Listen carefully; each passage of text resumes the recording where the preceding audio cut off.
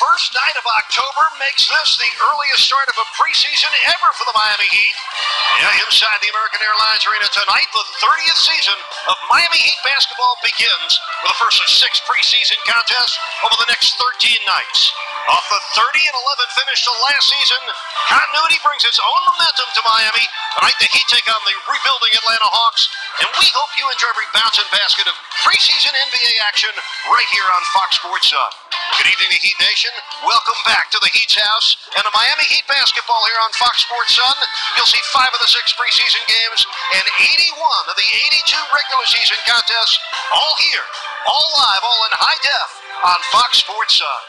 Now, it's great to be back, and it's great to greet you again for another season, the 30th season of Miami Heat basketball. Our pleasure to be there from start to present.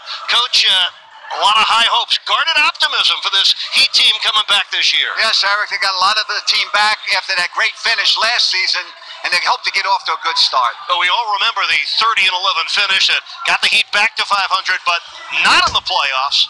11 players returned from that club, including these two, and they're 2 key guys that came to Miami in the final year of a deal.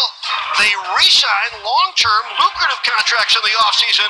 Tony, they're even more important to this year's team than they were to last. Yeah, both guys earned it, Eric. Dion Waiters came in. He won 3 games at the end of the season and hit in the middle of that season last year, where he made the game-winning shot, and he came away with 3 wins. He's not afraid to take the game winner and make it. He's also a guy that can get into the paint, set up teammates. This guy can play, and he got a big contract. You got to feel happy for him.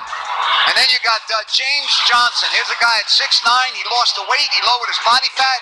He became the Heat's most versatile player last year at 6'9". He can take you off the dribble with either hand, get to the rim, set teammates up. He can make the 3, and he can defend any position 1 through 5. Both of these guys had stellar seasons and earned the big contract. Well, Tony, a lot still very much the same for this Miami Heat team, including great depth in the backcourt. Tell you what's not the same. Even better depth for the Heat front court. This is a front court that got bigger and better coach in the offseason with 2 key pickups. The 7-foot veteran Kelly Olynyk, who comes over from Boston, and the 20-year-old Bam Adebayo. The Heat selected him 14th in last June's draft after a stellar freshman season at Kentucky. Both had excellent weeks of training camp up in Boca Raton for the Heat. Eric Olynyk is a guy that sets great screens. He can pick and pop. He's very versatile getting to the basket, but he really stretches the defense when he tries to double team his teammates. He can bury the J. He's going to stretch the D, especially when he's in the game with Hassan Whiteside. And then he can play that center position, take the guy off the dribble and get to the basket. This guy's going to fit in perfectly with the versatility of this lineup. And then you got Bam Adebayo, 6'10", center forward out of Kentucky, the Heat's first-round pick. He impressed in training camp with his athleticism, his quick feet. Coach Spo mentioned commented about Bam's high intelligence. He picks up Kentucky, the Heat's first-round pick. He impressed in training camp with his athleticism, his quick feet. Coach Spo mentioned commented about Bam's in the preseason.